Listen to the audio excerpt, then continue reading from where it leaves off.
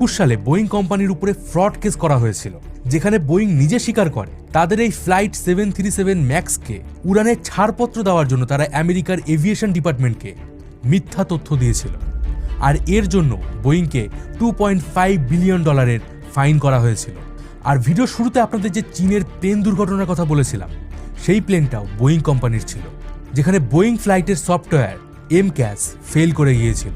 তবে শুধুমাত্র কিন্তু প্যাসেঞ্জার প্লেন নয়, সুনিতা উইলিয়ামসের কথা আপনাদের নিশ্চয়ই মনে আছে, যিনি স্টারলাইনারে করে ইন্টারন্যাশনাল স্পেস স্টেশনে গিয়েছিলেন এবং যান্ত্রিক ত্রুটির কারণে সেখানে আটকে গিয়েছিলেন। আর এই স্টারলাইনারও ছিল বোয়িং কোম্পানি। আর এখানেও তারা তাড়াহুড়ো করে ছাড়পত্র নিয়েছিল নাসার থেকে। এবার বলুন তো, আপনার কি মনে হয় বোয়িং কোম্পানিকে আমাদেরকে ইনভেস্টিগেশনে হেল্প করবে, নাকি নিজেদের দোষ ঢাকার চেষ্টা করবে? আর এই বোয়িং কোম্পানি যে কতটা পাওয়ারফুল সেটা আপনার কল্পনারও বাইরে। ইভেন এরা প্রতিনিয়ত আমেরিকার সরকারকেও ম্যানিপুলেট করে। আহমেদাবাদে যে প্লেনটা ক্র্যাশ করেছে, সেই মডেলটা মানে 787 2009 সালে প্রথমবার ফ্লাই করেছিল।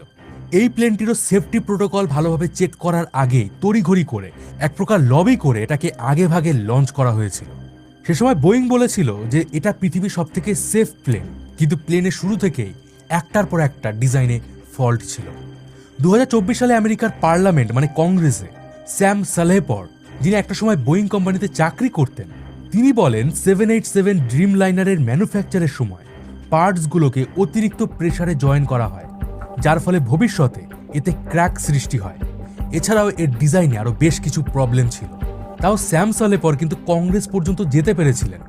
আরেকজন হুইসেল ব্লোয়ার জন বার্নেট, তাকে তো মেরেই ফেলা হয়েছিল। 2017 সাল থেকে জন বার্নেট বোয়িং 787 এর ম্যানুফ্যাকচার কোয়ালিটি ম্যানেজারের কাজ করছিলেন, আর তিনিও এর ডিজাইন নিয়ে প্রশ্ন তুলেছিলেন। তাকে প্রথমে চাকরি থেকে বের করে দেওয়া হয়, তার উপরে কোর্টে কেস করা হয়। আর যখন তিনি কোর্টে হাজিরা দিতে যান, সেই সময় পার্কিং লটে তাকে মৃত অবস্থায় পাওয়া যায়। আর পরে পুলিশি তদন্তে বলা হয় জন বার্নেট নিজেই নাকি নিজের মাথায় গুলি করেছিলেন। তাই আমাদের একটা দাবি আজ থেকেই তুলতে হবে, যাতে কোনোভাবে বোয়িং কোম্পানি বা আমেরিকার সরকার এই ইনভেস্টিগেশনকে ম্যানিপুলেট করতে না পারে, কারণ সত্যিটা আমাদের সবার জানা উচিত। আর এখানে আরেকটা প্রশ্ন থেকে যাচ্ছে, বোয়িং কোম্পানি যাকে খোদ আমেরিকার সরকার সামলাতে পারছে না, সেখানে আজকের দিনে কেন এত বারবার অ্যাক্সিডেন্ট হওয়ার পরেও এয়ারলাইনার কোম্পানিগুলো বোয়িং কোম্পানির ফ্লাইট ব্যবহার করছে? দেখুন, এই মুহূর্তে সারা পৃথিবী জুড়ে যে সমস্ত প্যাসেঞ্জার ফ্লাইট রয়েছে, তার মধ্যে 40% বোয়িং কোম্পানির আর 50 to 60% রয়েছে এয়ারবাস কোম্পানির। আর বলে দেয়, এয়ারবাস একটা ইউরোপিয়ান কোম্পানি। আজকের দিনে ফ্লাইট দুনিয়ায় এই দুটো কোম্পানিরই রাজত্ব চলছে।